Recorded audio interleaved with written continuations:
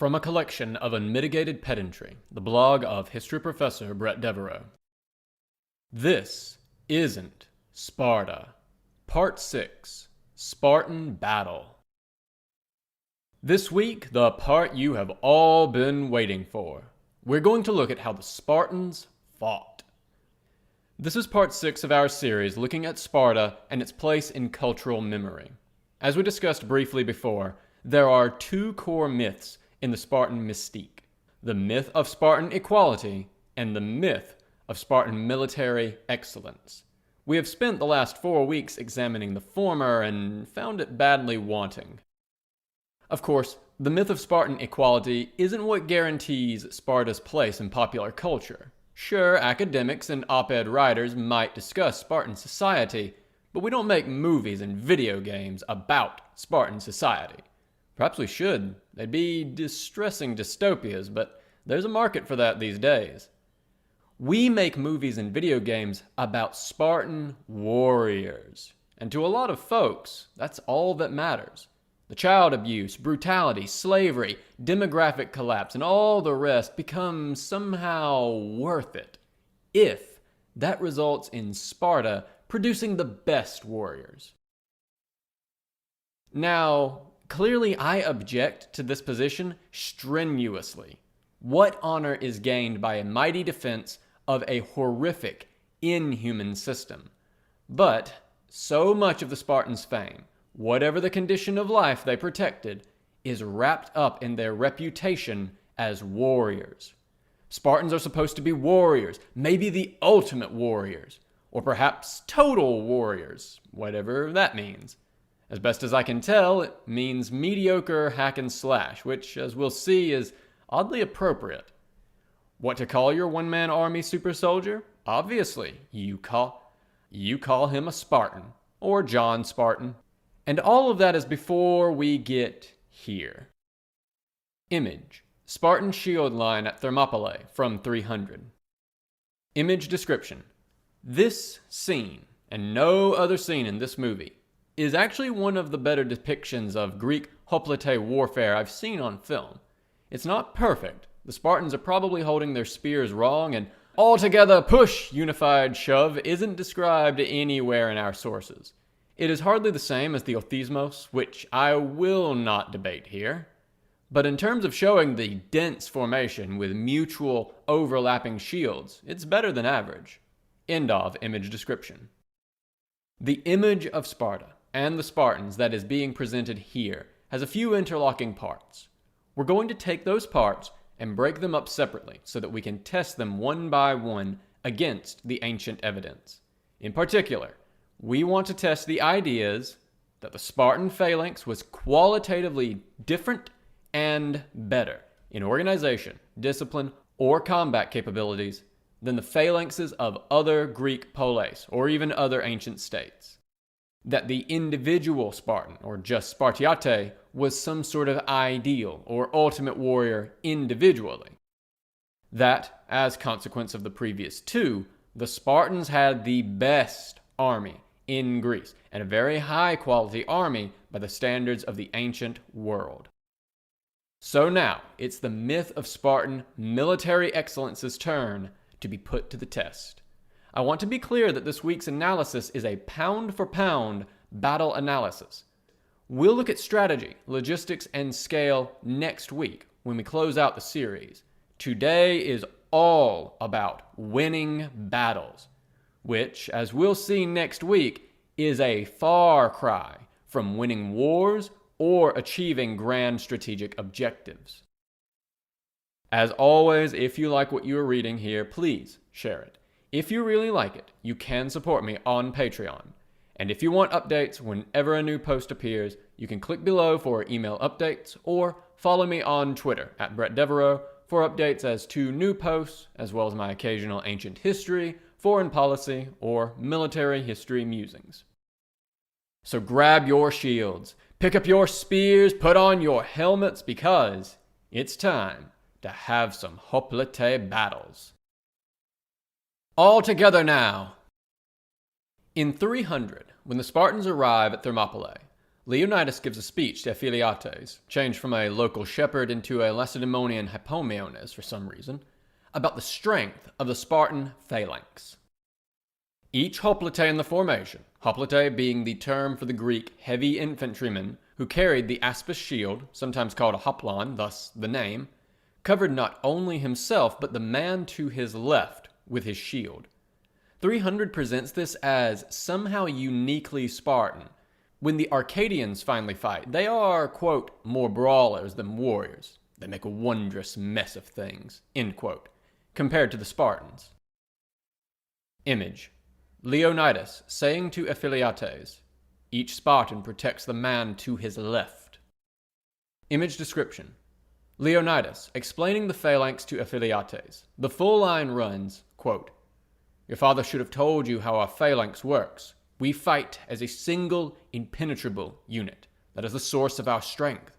Each Spartan protects the man to his left, thigh to neck, with his shield. A single weak spot, and the phalanx shatters. End quote.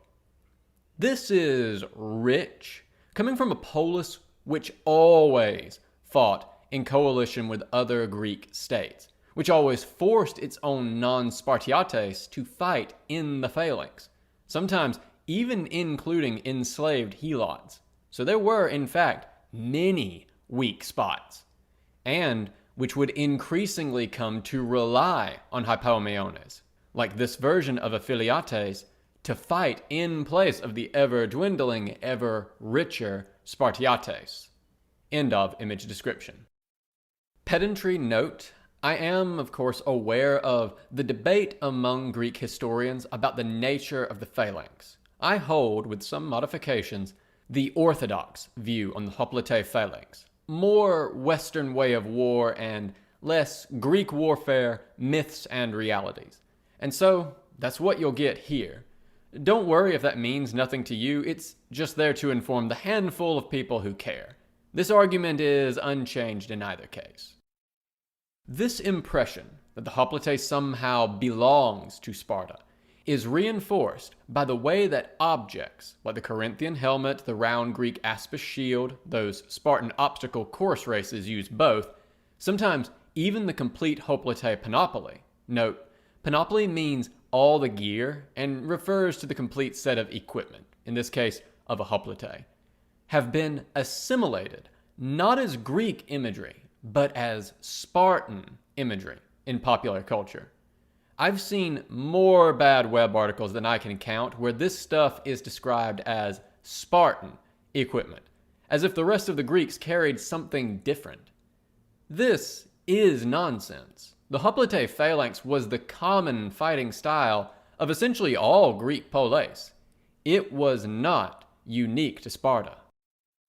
That comes with all sorts of implications. The Spartans used the same military equipment as all of the other Greeks. A thrusting spear, the dory, a backup sword, a xiphos or kopis. Pop culture tends to give Spartans the kopis because it looks cool, but there is no reason to suppose they preferred it. Body armor, either textile or a bronze breastplate, one of an array of common Greek helmet styles, and possibly greaves. We might expect the Spartiates, being essentially very wealthy Greeks, to have equipment on the high end of the quality scale, but the Perioikoi and other underclasses who fought with, and generally outnumbered, the Spartiates will have made up the normal contingent of poor hoplites, probably common for any polis army. Image. Vase artwork depicting hoplites. Image description. Artwork of the Kige Vase, 650 to 640 BC, which is now in the National Etruscan Museum in Rome, along with the very best elephant plate, showing heavy hoplite equipment, including greaves, breastplates, and the heavy aspis shield. Interestingly, these breastplates do not have ptergis, the leather hanging strips which normally protect the groin. End of image description. Xenophon somewhat oddly stops to note that the Spartiates were to carry a bronze shield, Kalkan aspida, Xenophon, Polity of the Lacedaemonians, section 11, line 3. This is sometimes translated brass. It is the same word in Greek, but all Greek shield covers I know of are bronze. This is not the entire shield, as in 300. That would be far too heavy, but merely a thin, roughly 0.25 millimeters, facing on the shield. It's odd that Xenophon feels the need to tell us this, because this was standard for Greek shields. Perhaps poorer hoplites couldn't afford the bronze facing and used a cheaper material. Very thin leather, essentially parchment, is common in many other shield traditions. And Xenophon is merely noting that all of the Spartiates were wealthy enough to afford the fancy and expensive sort of shield. It has also been supposed that elements of this passage have dropped out, and it would have originally included a complete panoply, in which case Xenophon is just uncharacteristically belaboring the obvious. The basics of the formation, spacing, depth, and so on, also seem to have been essentially the same. The standard depth for a hoplite phalanx seems to have been 8. The Spartans seem to have followed similar divisions on a base 8 or base 6 system, suggesting a normal depth of 8 during the Peloponnesian War, Thucydides, Book 5, section 68, or 6 during the early 4th century, Xenophon, Polity of the Lacedaemonians, section 11, line 4. The drop in depth may be a consequence of manpower depletion, but it may also indicate a greater faith held by Spartan commanders of their line's ability to hold. Depth in a formation is often about morale. The deeper formation feels safer, which improves cohesion. Image. Group shot of the Spartan phalanx at Thermopylae in 300. Image description. But for the red cloaks, which I should note, the Spartans did not wear in combat, this could be any Greek phalanx.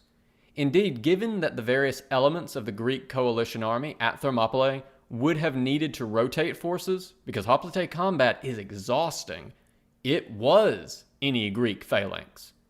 End of image description. It's hard to say if the Spartan phalanx was more cohesive.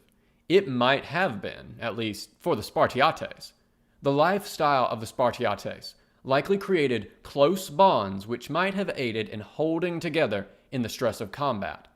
But then, this was true of essentially every Greek polis, to one degree or another. The best I can say on this point is that the Spartan battle record, discussed at length below, argues against any large advantage in cohesion.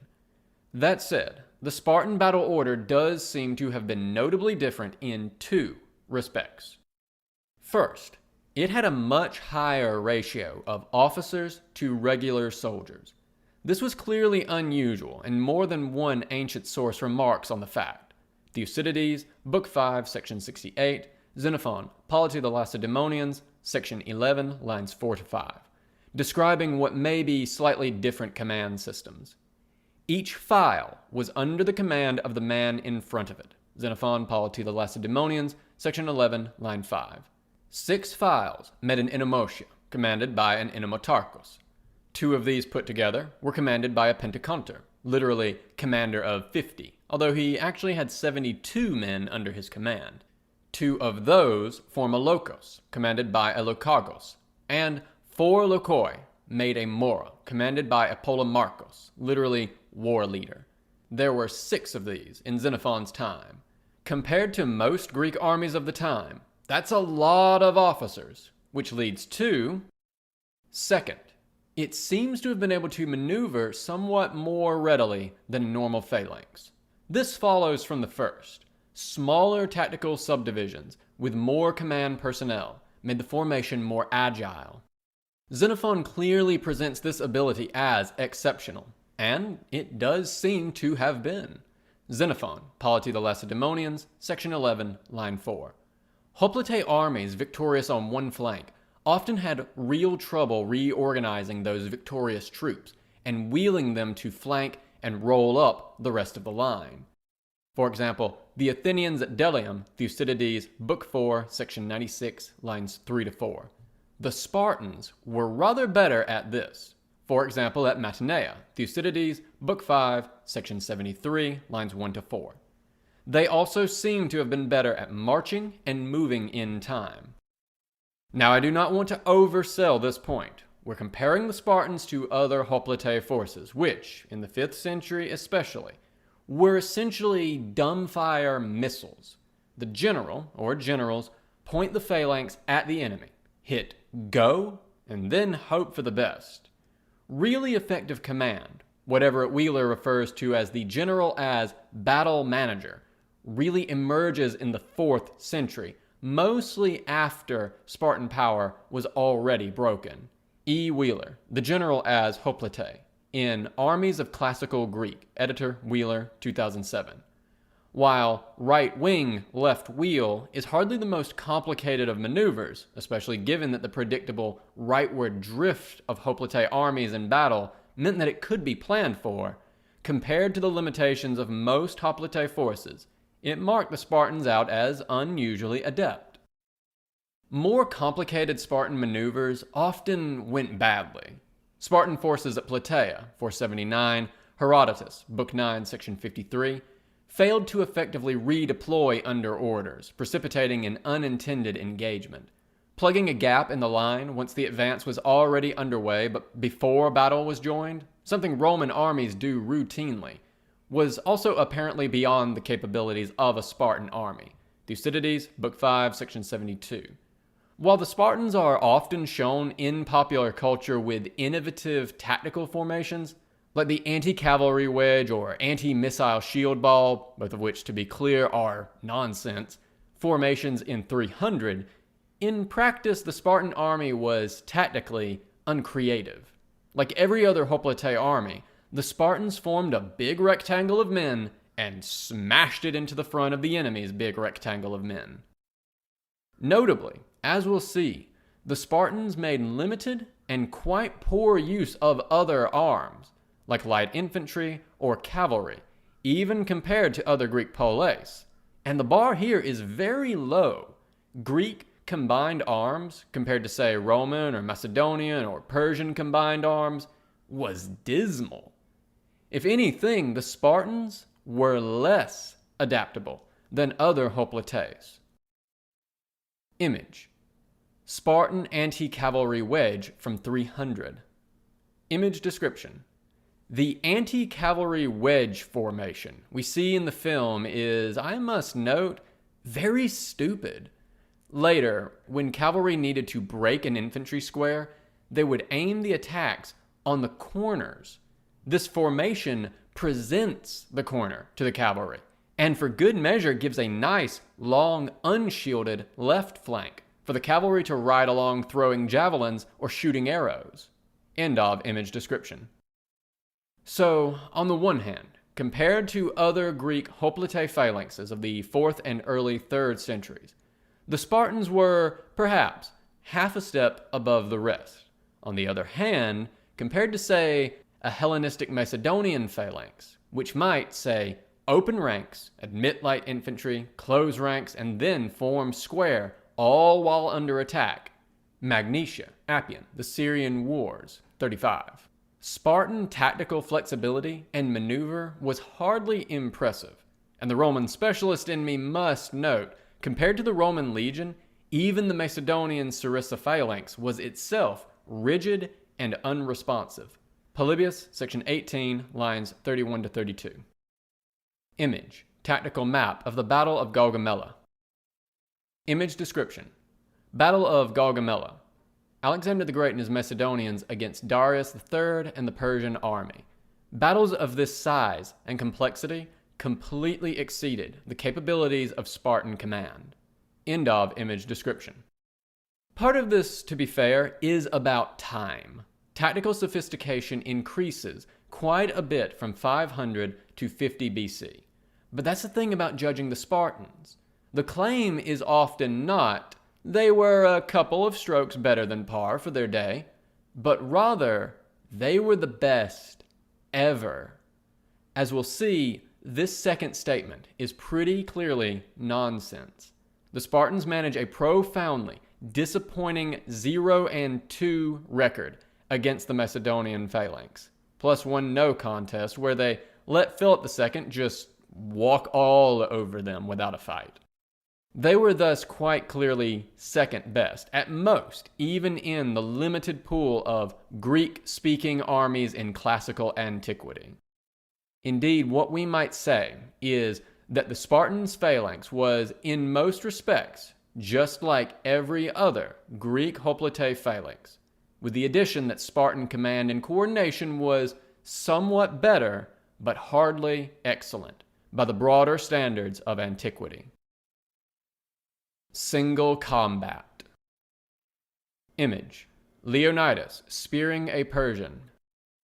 Image description: pictured slow motion movie nonsense. The Spartans did not fight like this. Spartans that did fight like this ended up dead. See Aristodemus. Also, the grip on Leonidas' shield looks wrong. His hand should be closer to the rim. Also, he needs to hold his shield in front of him. But the difficulty of doing that with an aspis is exactly why hoplites do not fight this way. End of image description. Well, if the Spartan phalanx is only moderately more flexible than any other polis, perhaps the Spartans are just amazing individually. The one-man army Spartan shows up in popular culture a fair bit, especially in video games, like Spartan Total Warrior, Assassin's Creed Odyssey, or even God of War, all of which feature a lone Spartan warrior taking on armies. 300 indulges in this too. After just a few moments of actually fighting in the formation for which they are known, the Spartans break out of the phalanx into cool slow-motion fight sequences. The Spartans did not fight like this. The first problem is that the equipment of the Spartans, or indeed any hoplite, was simply not conducive to this fighting style. Now there is some debate about how limiting the weight of hoplite arms are, but they definitely were limiting.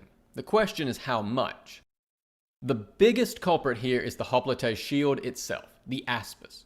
The grip system of the aspis is based on two straps, one down the center of the shield, which rests on the elbow, and another at the edge of the shield, gripped by the hand. That means that, when held out in front, the shield is off-center to the hoplite, who is not standing straight on but turned with his side towards the enemy. Compare center grip shields like the Roman scutum or the Anglo-Saxon Viking round shield, which are much easier to handle. Even later, double-strap grip medieval shields shift the point of balance of the shield away from the elbow and towards the forearm. The result of this is that the aspis is just not a great shield in an individual fight. It isn't worthless, but if you wanted a solo shield, you could surely design something better. And the Greeks did, with the pelte and later the thureos, used for light troops expected to fight individually. What it is amazing at is, of course, fighting in groups with mutually overlapping shields. Image: Spartans with aspis. Image description: no, really, what is going on with the grip system on these shields? Holding the shield that way should be hideously uncomfortable. Just put your shoulder into the lip of the dish and rest it like that. To hold the shield like this, he'd need to have his upper arm out, but his lower arm pointing down like if he was dancing the robot with his arms. End of image description. That grip system means that, unlike a center grip shield, the aspis cannot easily be brought around to protect the right-hand side of the body.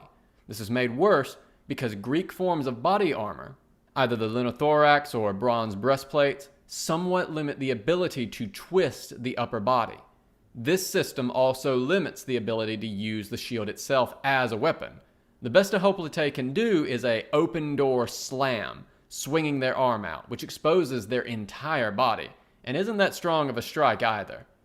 In contrast, a Roman with a scutum, a shield well suited to individual combat, can strike with the boss of the shield, essentially punching with 20 pounds of iron knuckles, or with the metal rim, all without opening up his body to new lines of attack. The weight of high-end hoplite equipment, the sort that an elite like the Spartiates might use, makes this problem worse. There has been some debate on this point. how restricting was the weight of hoplite armor, and the related question of if there was a lighter form of the panoply. But I think Adam Schwartz, reinstating the hoplite, 2009, pages 25 to 101, is largely correct. Heavy hoplite armor was largely unsuited for mobile, individual fighting, but extremely well suited for fighting in formation. Subsequent reduction in the weight and vision hearing restriction of that kit ameliorated this difficulty somewhat, but never removed it completely. Image.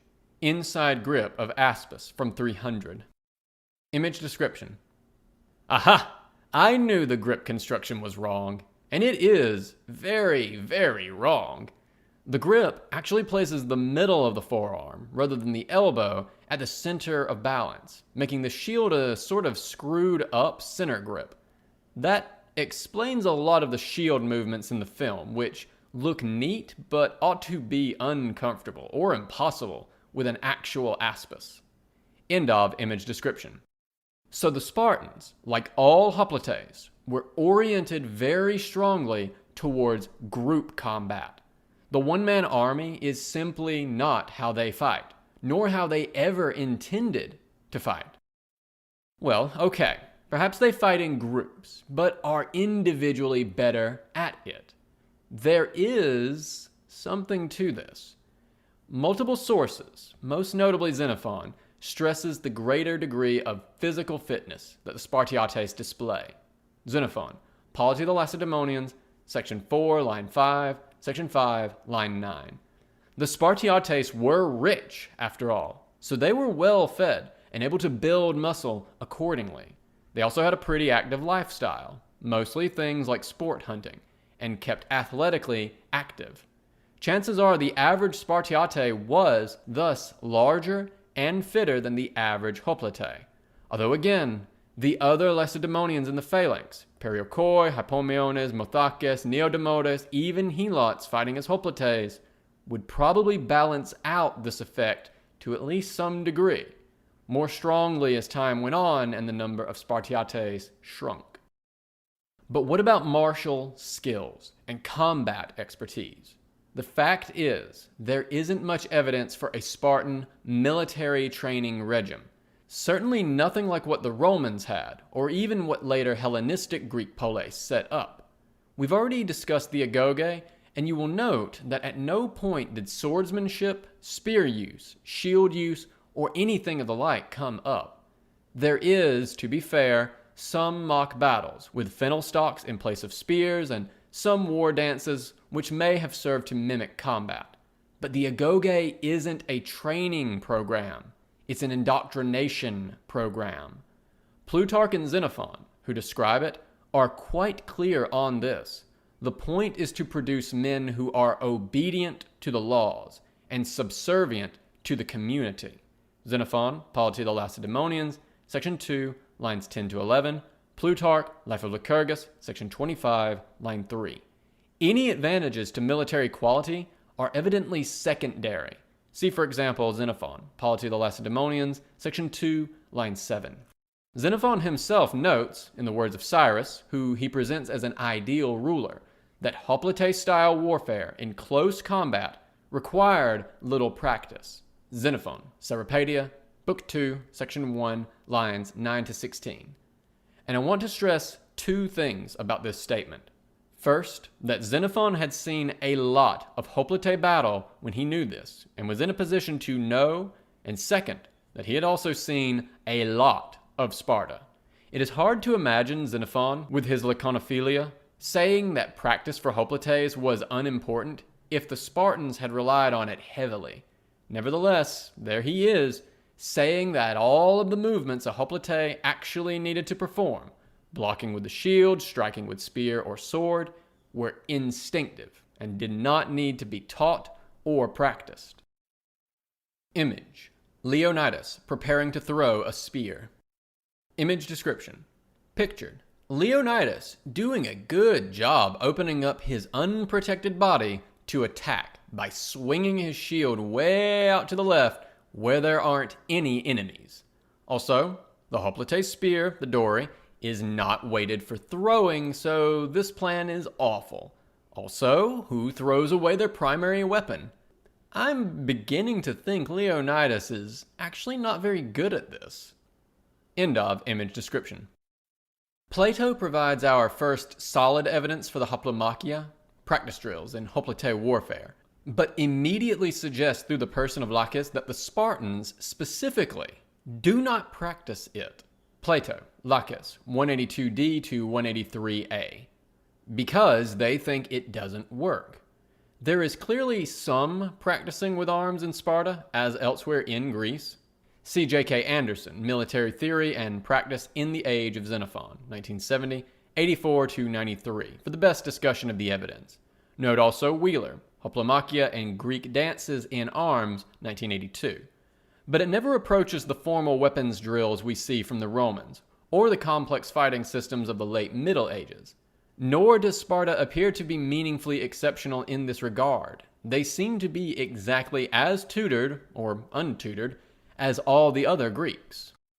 Nor may we rely on the assumption that the Spartan has more battle experience than his foes. The fact is that Greek poleis went to war fairly regularly, and that they tended to bring most of their hoplite class out to battle when they did. And as such, most Greeks of the hoplite class, from anywhere, will have likely experienced combat. The Spartans are not unique in this, and it is not clear that Sparta fights more often. They murder helots more often, sure, but this is hardly effective preparation for open battle. The contrast with Rome is again instructive. Sparta is intermittently at war, but the Roman Republic is continuously at war for all but 6 years out of 5 centuries, with the average Roman citizen probably spending upwards of 7 years under arms. And this is before the professionalization of the legion. The average Roman free-holding farmer, the technical term is assiduo, of the Middle Republic might truthfully have considered Leonidas and his 300 as amateurish by comparison. So, what can we conclude? Well, the Spartiates are probably, on the whole, better nourished and fitter than their average opponent. If they have an edge in weapons training, it is fairly small. Some sort of martial arts experts or superlative weapons masters they are not. Which of course, they aren't. The way they fight doesn't require them to be.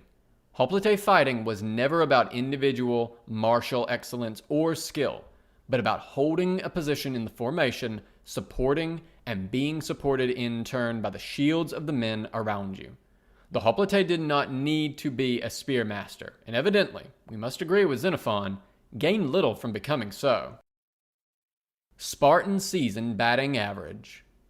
So, what we've seen is that the Spartans had a significant, but not overwhelming, advantage in organization, and perhaps a slight advantage in individual quality.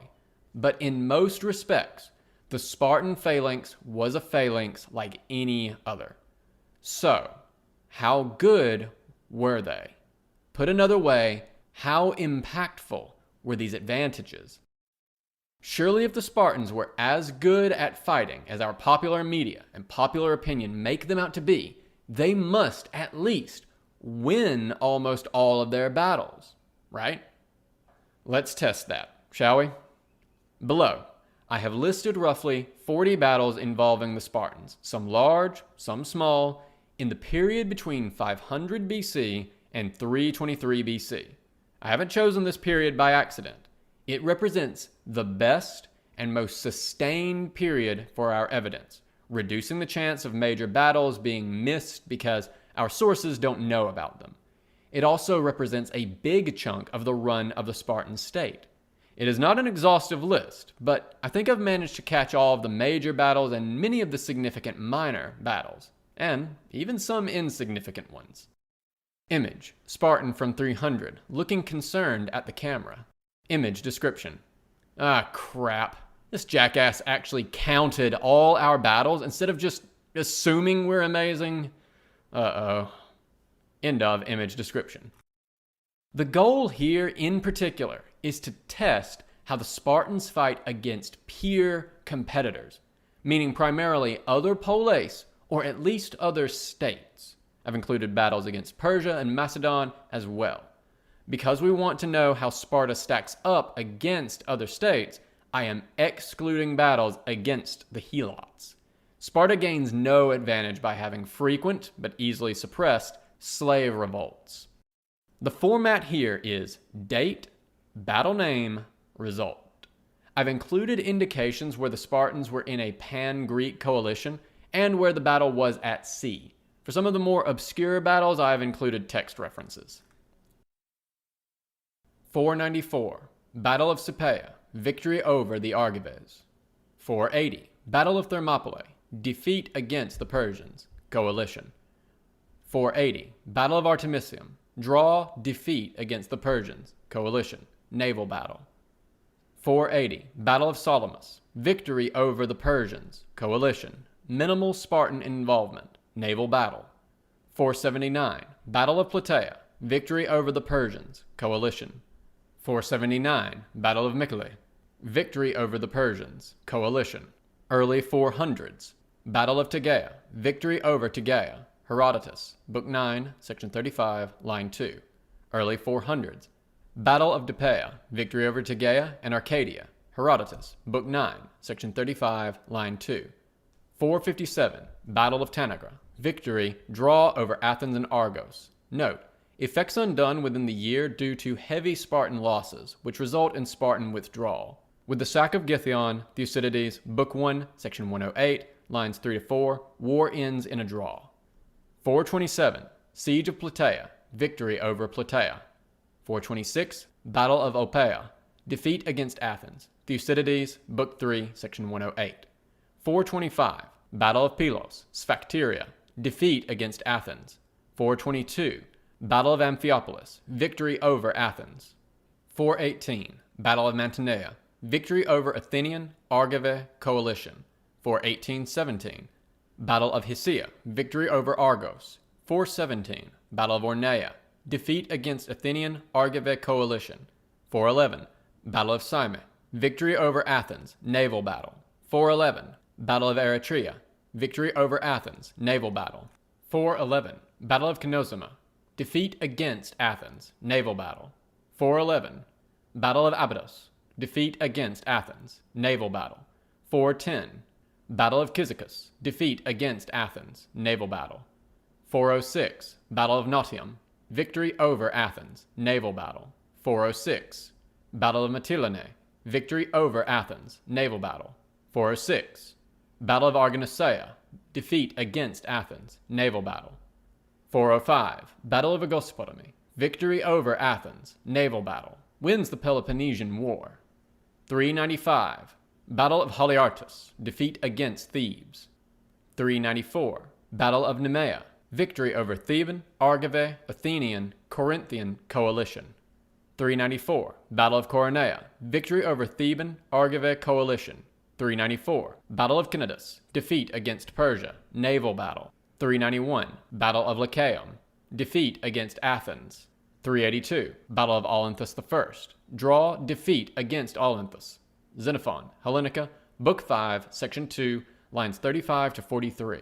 The Spartans attempt to siege Olynthus, are engaged by the Olynthian cavalry, chase it off, but are too damaged to maintain the siege and withdraw.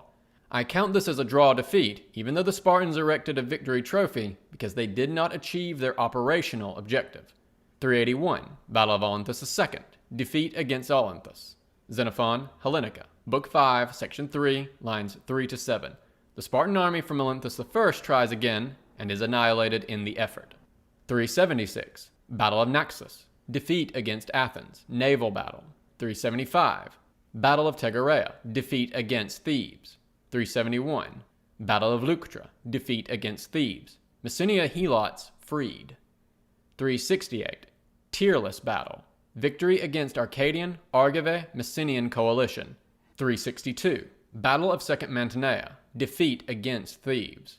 338-37, Philip II of Macedon marches on Sparta and seizes territory. No battle takes place because no serious Spartan resistance is offered.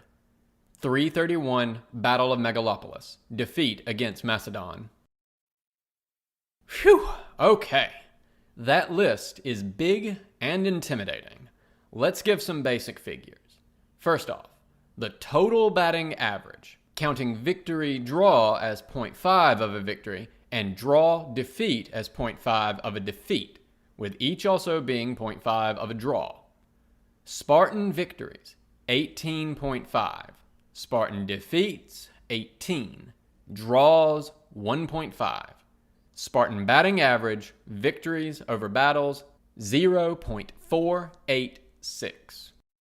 Sparta wins slightly more battles than it loses, but the borderline cases are enough to push Sparta below coin flip odds. Breaking it down as percentages, win, loss, draw, it runs 48.7%, 47.4%, 3.9%.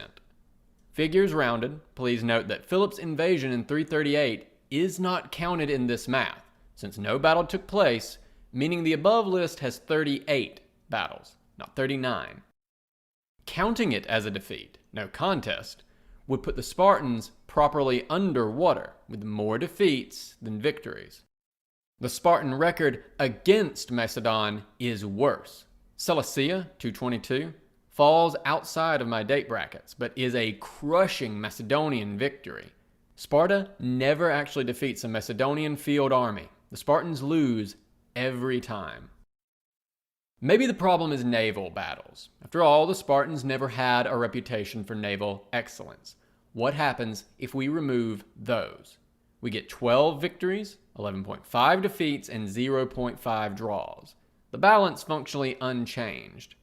Removing battles where Sparta was in a pan-Greek coalition actually hurts their average, since it removes 3 victories but only 1.5 defeats and half a draw. It didn't take Spartans to defeat Persian armies after all. The Athenians did just fine on their own at Marathon. In short, Sparta's overall military performance is profoundly average over the classical period. They don't even manage a winning record. But wait, I hear the cry. The Spartans are supposed to be better, but their record is within a rounding error of a coin flip? How is that possible, when everything we are told about the Spartans is about how they are superlative warriors? Herodotus and His Mirror. The answer is actually, for once, neatly summed up by a line from 300. Quote, "And, of course, Spartans have their reputation to consider." End quote. The greatest military asset the Spartans had was not actual military excellence. Although again, Spartan capabilities seem to have been somewhat better than average, but the perception of military excellence. Herodotus seems to be at the start of it, at least in our sources. He relates a story where, after an embarrassing failure in an effort to reduce tiny Tegea to helotage, the Tegeans kicked the Spartans' asses in the mid-6th century. The Spartans supposedly stole the bones of the hero Orestes. Consequently, Herodotus notes, the Spartans were from that point on able to always beat Tegea and subdue the Peloponnese. Herodotus, Book 1, Section 68, resulting in the creation of the Spartan-led Peloponnesian League. The unbeatable Spartans thus appear. It's possible the Spartan reputation predated this, but, as we'll see, Herodotus will be the one who codifies that reputation and cements it. Image. Bust of Herodotus. Image description. Bust of Herodotus, 2nd century AD Roman copy of a 4th century BC Greek original. This may actually carry the likeness of the man himself, but probably not. End of image description. Except, hold on a minute. How hard was it to subdue the Peloponnese? It seems to have been done with a fairly adept mix of diplomacy and military force. Champion one side in a local debate, beat the other, force both into your alliance, repeat. See Kennel, 2010, 51-53 for details. But it is little surprise that Sparta would be dominant in the Peloponnese. Messenia and Laconia together was around 2,600 square miles or so. This is, if you'll pardon the expression, flippin' massive by the standards of Greek polis, more than twice as large as the next largest polis in all of Greece, Athens. Sparta is fully 1/3 of the Peloponnese, the peninsula Sparta is located on. The remaining 2/3 is home to many other polis: Corinth, Argos, Elis, Tegea, Mantinea, Troezen, Sicyon, Leprium, Aegera, and on and on. Needless to say, Sparta was several times larger than all of them. Only Corinth and Argos came even remotely close in size. The population differences seem to have roughly followed land area. Sparta was just much, much larger and more powerful than any nearby state by the start of the 5th century. Sparta thus spends the back half of the 500s as the teenager beating up all of the little kids in the sandbox and making himself leader. When you are upwards of 3 times larger, and in some cases upwards of 10 times larger than your rivals, a reputation for victory should not be hard to achieve. And in the event, it turns out it wasn't. Which brings us back to Herodotus. Remember way back in the first of these, I said we'd talk about Herodotus? Because he isn't just observing the Spartan reputation. Herodotus is manufacturing the Spartan reputation. Herodotus is our main source for early Greek history, read pre-480, and for the 2 Persian invasions of Greece. Herodotus's histories cover a range of places and topics: Persia, Greece, Scythia, Egypt, and contain a mixture of history, ethnography, mythology, and straight-up falsehoods. But, as Francois Hartog famously pointed out in his The Mirror of Herodotus, originally in French as Le Miroir de Hérodote, Herodotus is writing about Greece, even when he is writing about Persia. Those other cultures and places exist to provide contrasts to the things that Herodotus thinks bind all of the fractious and fiercely independent Greek polis, and he is perfectly willing to manufacture the past to make it fit that vision. Sparta has a role to play in that narrative. The well-governed polis, a bastion of freedom, ever opposed to tyranny, be it Greek or Persian. We'll come back to Sparta's, let's say, relationship with Persian tyranny next week. But for Herodotus, Sparta is the expression of an ideal form of Greekness. And in Herodotus's logic, being well-governed, eunomia is the Greek term, results primarily in military excellence. For the story Herodotus is telling to work, Sparta, as one of the leading states resisting Persia, must be well-governed and it must be militarily excellent. That's what will make a good story. And Herodotus never lets the facts get in the way of a good story. Side note, Athens, or at least post-Cleisthenes Athens, gets this treatment too. Athens ends up embodying a different set of Greek virtues, and where Sparta shows its prowess on land, the Athenians do so at sea. Image: Herodotus from Assassin's Creed Odyssey. Image description: Herodotus doesn't show up in 300, but he does show up in Assassin's Creed Odyssey, where he is treated as a famous historian who knows many things. Which is a bit funny, given that the historian of that period, Thucydides, takes a dim view of him. End of image description.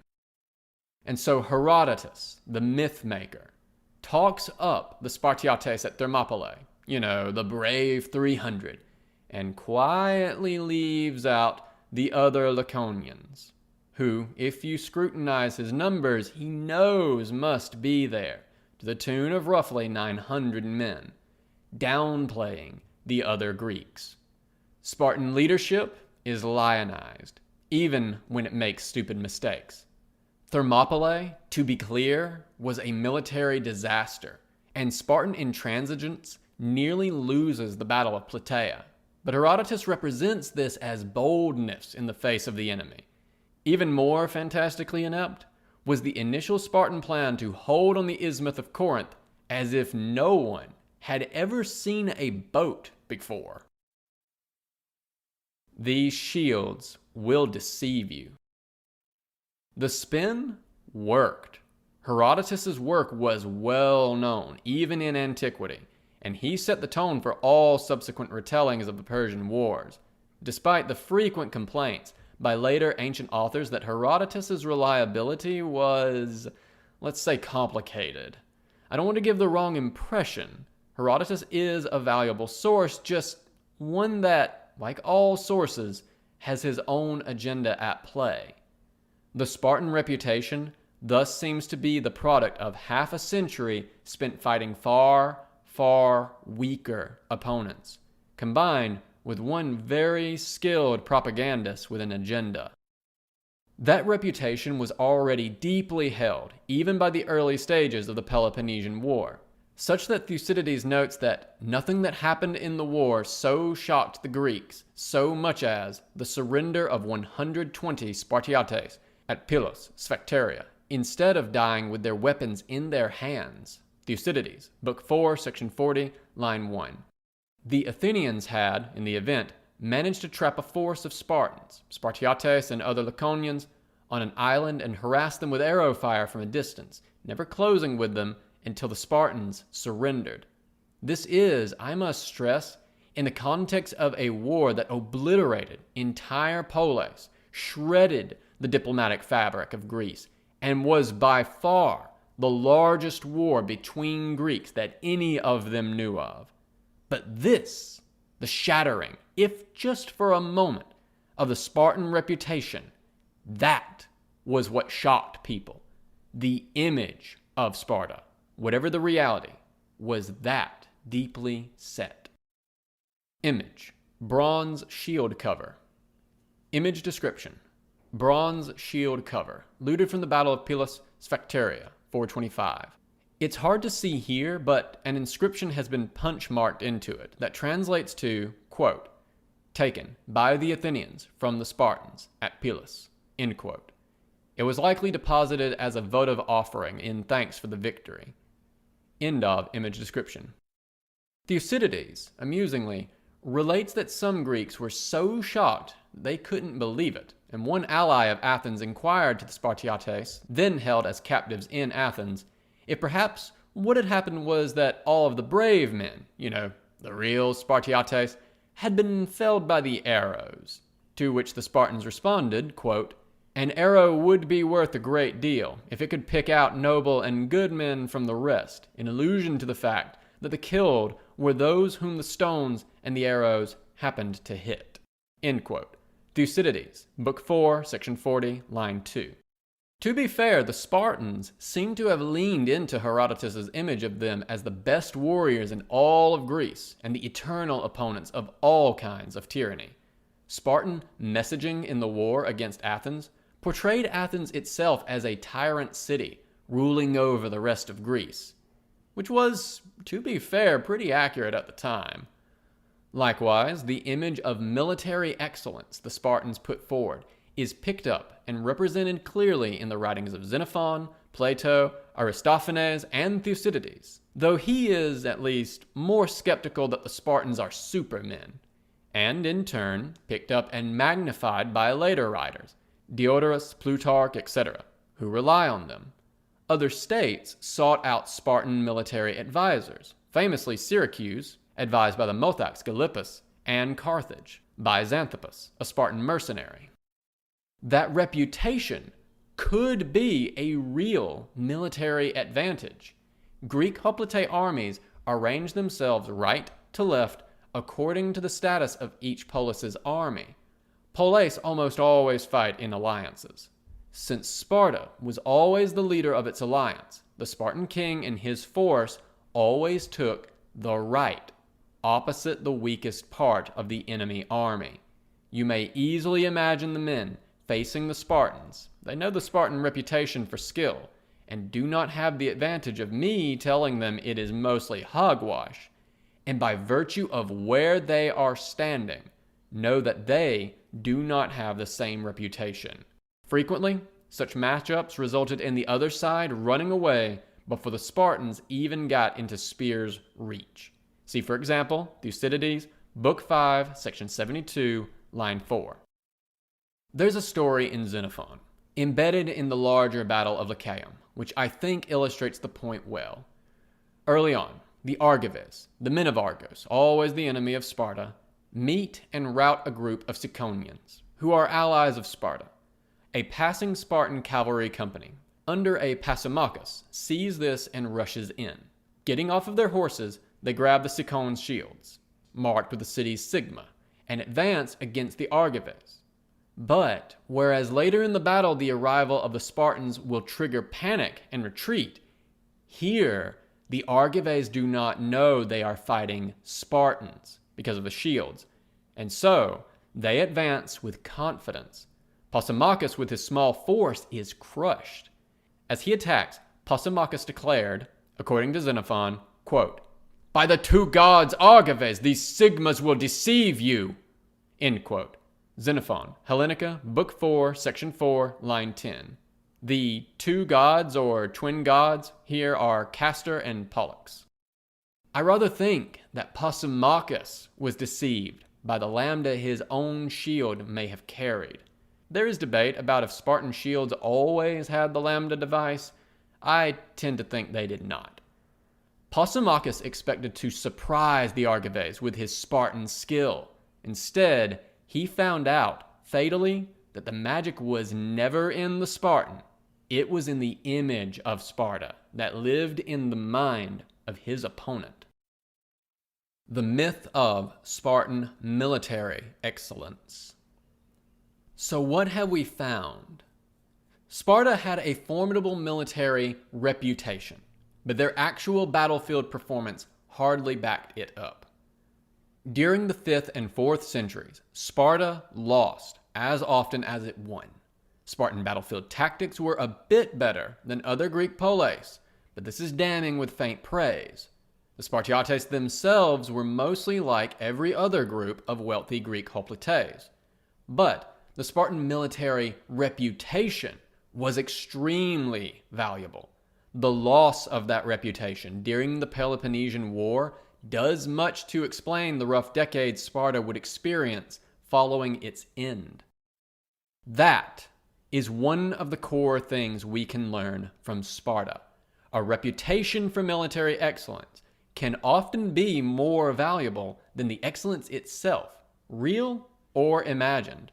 A powerful army can only fight one battle at a time, but the idea of a powerful army can intimidate any number of enemies all at once. As we'll see next week, when Sparta was forced to turn from intimidation to force, it ran out of force with frightening speed. Those who have been here for a while may already be wondering, wait though, this is the guy who is always telling us that winning battles isn't as important as achieving strategic objectives, and who is always on about logistics and operations. What about that? I think that actually goes a long way to explaining how an army with a modest advantage in tactics and organization ends up without a winning record. We'll get into the limitations of Spartan strategy, operations, and logistics next week. But before we go there, I want to stress something here.